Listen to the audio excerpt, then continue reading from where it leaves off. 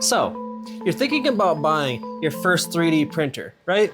Maybe you've seen incredible prints online. But before you click that buy button, There are a bunch of hidden costs that a lot of beginners don't realize until after the printer already arrives. In this video, what we'll go over is the expected costs, the hidden costs, and the one investment that's more valuable than all the others combined. Now, let's stop the chatter because these layers matter.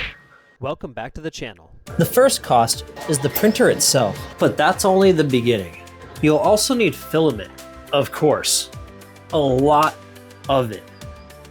And as you gain experience, you'll probably want to try some different materials for different applications. Along the way, you'll have some failed prints, and those require filament too.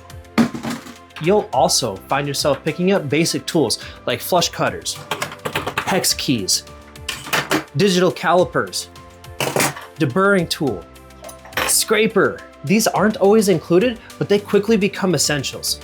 These are the costs that most people expect, is the printers, the filament, and the tools. Then comes the expenses many beginners overlook. The nozzles on your printer will start to wear out. Printers use PTFE tubing that will need replacing. Build surfaces can also wear out over time too. You'll also want a way to store your filament properly, like dry boxes, desiccant, bags that are vacuum sealed, which you don't have to vacuum seal them. Just make sure that you have some desiccant in that bag with that, and you should be fine. Or even a filament dryer box can help protect your materials from moisture. Don't forget routine maintenance, and then the thousands of hours of electricity that your printer will be using over time. Individually, these costs seem small, but together, they all add up a lot. The biggest investment isn't something that you can buy. It's your time.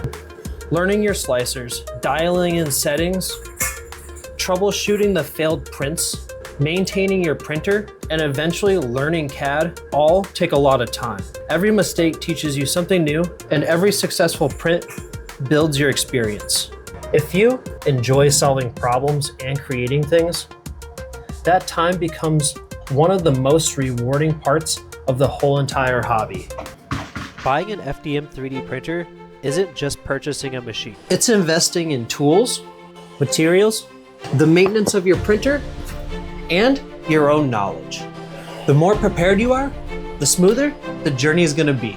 Hey, thanks for watching. I have nothing to sell you yet. Love you all, and peace out.